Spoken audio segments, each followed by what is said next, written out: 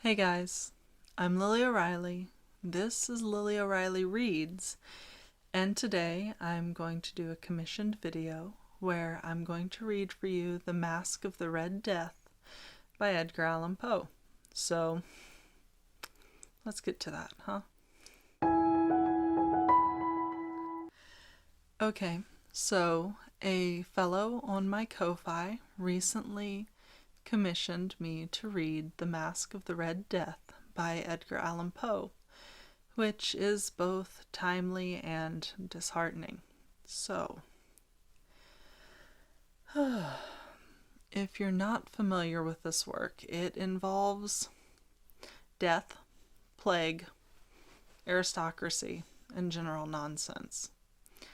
This video is also going to feature my sweet daughter Abigail because she wouldn't get off the bed, and I decided it wasn't worth it. So, there may be puppy snuffles, and I apologize for that. With that in mind, let's get to it though.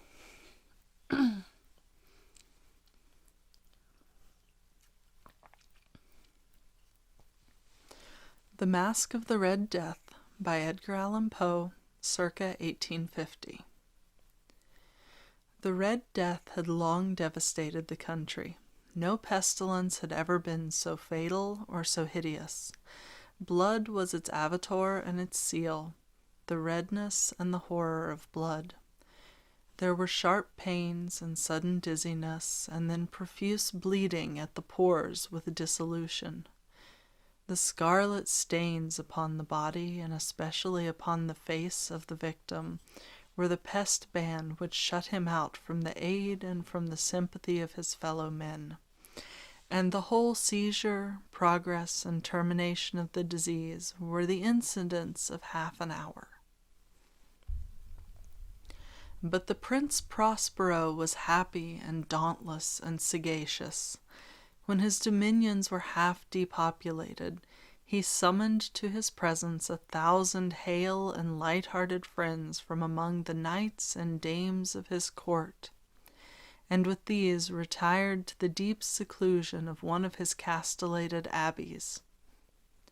This was an extensive and magnificent structure, the creation of the prince's own eccentric yet august taste. A strong and lofty wall girdled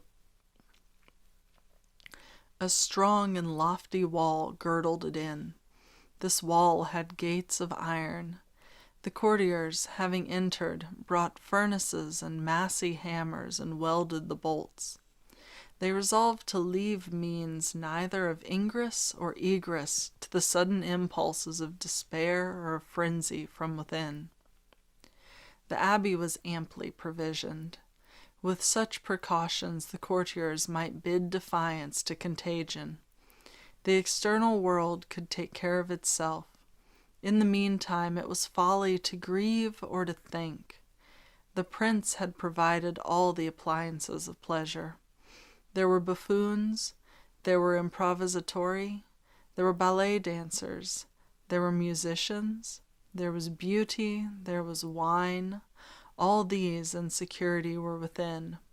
Without was the Red Death. It was toward the close of the 5th or 6th month of his seclusion, and while the pestilence raged most furiously abroad, that the Prince Prospero entertained his 1,000 friends at a masked ball of the most unusual magnificence. It was a voluptuous scene, that masquerade. But first let me tell of the rooms in which it was held. There were 7, an imperial suite. In many palaces, however, such suites form a long and straight vista, while the folding doors slide back nearly to the walls on either hand, so that the view of the whole extent is scarcely impeded. Here the case was very different, as might have been expected from the Duke's love of the bazaar. The apartments were so irregularly disposed that the vision embraced but little more than one at a time. There was a sharp turn at every 20 or 30 yards, and at each turn a novel effect. To the right and left, in the middle of each wall, a tall and narrow Gothic window looked out upon a closed corridor which pursued the windings of the suite. These windows were of stained glass whose color varied in accordance with the prevailing hue of the decorations of the chamber into which it opened. That at the eastern extremity was hung, for example, in blue, and vividly blue were its windows. The second chamber was purple in its ornaments and tapestries, and here the panes were purple. The third was green throughout, and so were the casements. The fourth was furnished and lighted with orange, the fifth with white, the sixth with violet. The seventh apartment was closely shrouded in black velvet tapestries that hung all over the ceiling and down the walls, falling in heavy folds upon a carpet of the same material and hue. But in this chamber only, the color of the windows failed to correspond with the decorations. The panes here were scarlet, a deep blood color. Now in no one of the 7 apartments was there any lamp or candelabrum, amid the profusion of golden ornaments that lay scattered to and fro or depended from the roof. There was no light of any kind emanating from lamp or candle within the suite of chambers. But in the corridors that followed the suite there stood, opposite to each window, a heavy tripod bearing a brazier of fire that projected its rays through the tinted glass and so glaringly illuminated the room. And thus were produced a multitude of gaudy and fantastic appearances. But in the western or black chamber the effect of the firelight that streamed upon the dark hangings through the blood-tinted panes was ghastly in the extreme, and produced so wild a look upon the countenances of those who entered that there were few of the company bold enough to set foot within its precincts at all.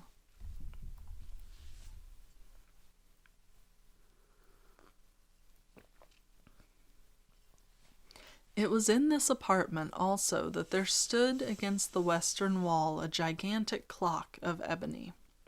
Its pendulum swung to and fro with a dull, heavy, monotonous clang, and when the minute hand made the circuit of the face, and the hour was to be stricken, there came from the brazen lungs of the clock a sound which was clear and loud and deep and exceedingly musical, but of so peculiar a note and emphasis that, at each lapse of an hour, the musicians of the orchestra were constrained to pause momentarily in their performance to hearken to the sound.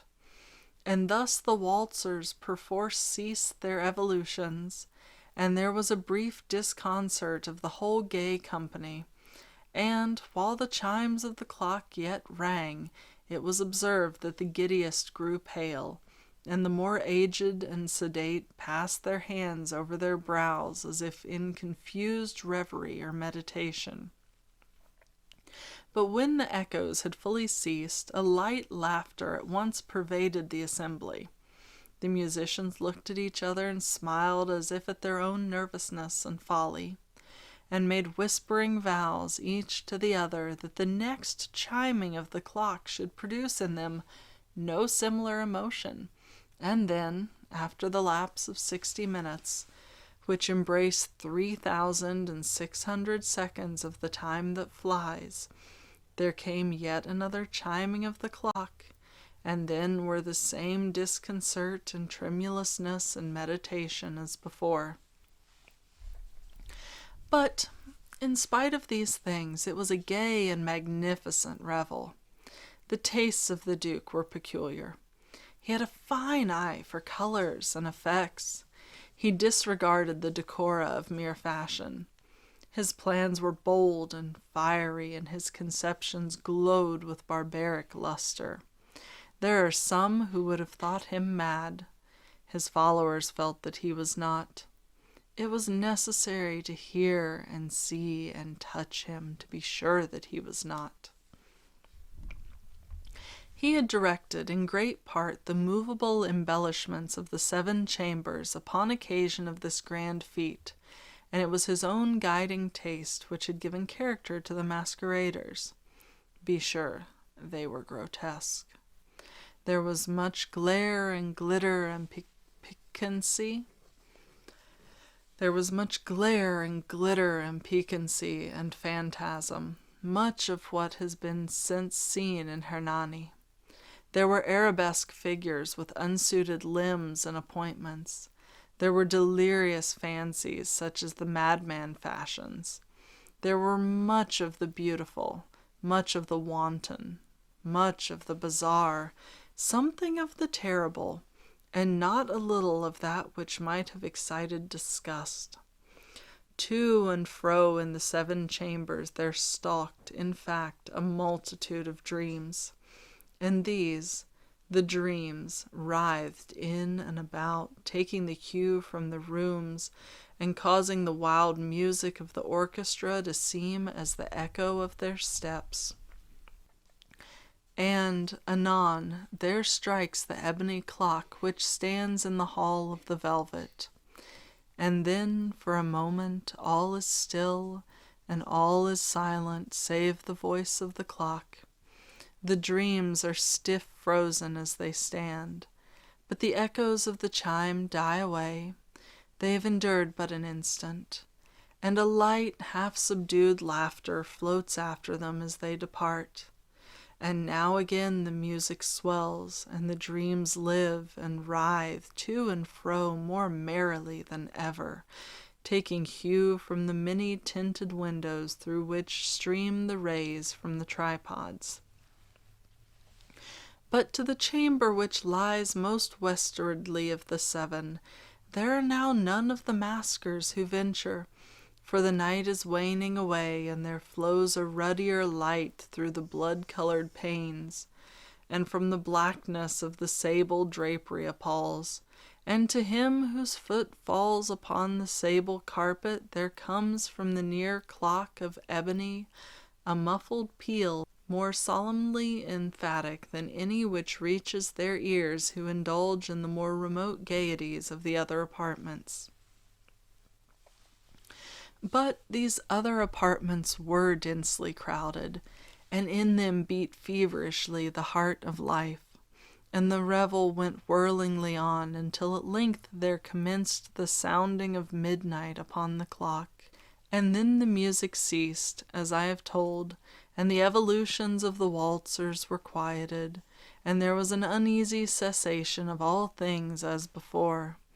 But now there were 12 strokes to be sounded by the bell of the clock, and thus it happened, perhaps, that more of thought crept, with more of time, into the meditations of the thoughtful among those who revelled. And thus, too, it happened, perhaps, that before the last echoes of the last chime had utterly sunk into silence, there were many individuals in the crowd who had found leisure to become aware of the presence of a masked figure which had arrested the attention of no single individual before. And the rumor of this new presence having spread itself whisperingly around, there arose at length from the whole company a buzz or murmur, expressive of disapprobation and surprise, and then finally of terror, horror, and disgust. In an assembly of phantasms such as I have painted, it may well be supposed that no ordinary appearance could have excited such sensation. In truth, the masquerade license of the night was nearly unlimited, but the figure in question had out-Heroded Herod, and had gone beyond the bounds of even the prince's indefinite decorum. There are chords in the hearts of the most reckless which cannot be touched without emotion, even with the utterly lost, to whom life and death are equally jests. There are matters of which no jest can be made. The whole company, indeed, seemed now to deeply feel that in the costume and bearing of the stranger neither wit nor propriety existed. The figure was tall and gaunt, and shrouded from head to foot in the habiliments of the grave. The mask which concealed the visage was made so nearly to resemble the countenance of a stiffened corpse that the closest scrutiny must have had difficulty in detecting the cheat. And yet this might have been endured, if not approved, by the mad revelers around. But the mummer had gone so far as to assume the type of the Red Death. His vesture was dabbled in blood, and his broad brow, with all the features of the face, was besprinkled with the scarlet horror. When the eyes of Prince Prospero fell upon this spectral image, which, with a slow and solemn movement, as if to more fully sustain its role, stalked to and fro among the waltzers, he was seen to be convulsed, in the first moment with a strong shudder either of terror or distaste, but in the next his brow reddened with rage. "Who dares," he demanded hoarsely of the courtiers who stood near him, "who dares insult us with this blasphemous mockery? Seize him and unmask him, that we may know whom we have to hang at sunrise from the battlements." It was in the eastern or blue chamber in which stood the Prince Prospero as he uttered these words. They rang throughout the 7 rooms loudly and clearly, for the prince was a bold and robust man, and the music had become hushed at the waving of his hand. It was in the blue room where stood the prince, with a group of pale courtiers by his side. At first, as he spoke, there was a slight rushing movement of this group in the direction of the intruder, who, at the moment, was also near at hand, and now, with deliberate and stately step, made closer approach to the speaker. But from a certain nameless awe with which the mad assumptions of the mummer had inspired the whole party, there were found none who put forth hand to seize him, so that, unimpeded, he passed within a yard of the prince's person, and while the vast assembly, as if with one impulse, shrank from the centers of the rooms to the walls, he made his way uninterruptedly, but with the same solemn and measured step which had distinguished him from the first, through the blue chamber to the purple, through the purple to the green, through the green to the orange, through this again to the white, and even thence to the violet, ere a decided movement had been made to arrest him. It was then, however, that the Prince Prospero, maddening with rage and the shame of his own momentary cowardice, rushed hurriedly through the 6 chambers, and while none followed him on account of a deadly terror that had seized upon all, he bore aloft a drawn dagger, and having approached in rapid impetuosity to within 3 or 4 feet of the retreating figure, when the latter, having attained the extremity of the velvet apartment, turned suddenly and confronted his pursuer. There was a sharp cry, and the dagger dropped gleaming upon the sable carpet, upon which, instantly afterwards, fell prostrate in death the Prince Prospero.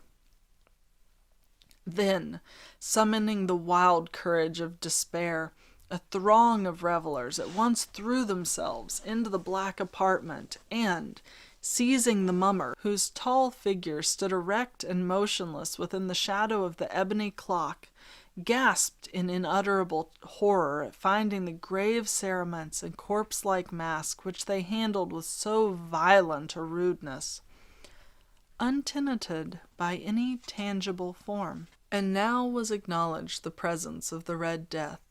He had come like a thief in the night, and one by one dropped the revelers at the blood-bedewed halls of their revel, and died each in the despairing posture of his fall. And the life of the ebony clock went out with that of the last of the gay, and the flames of the tripods expired, and darkness and decay and the Red Death held illimitable dominion over all.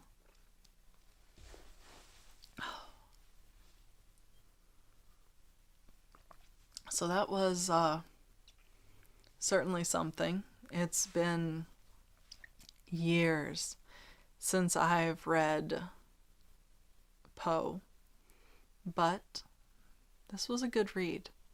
Like, it's morbid and it's timely.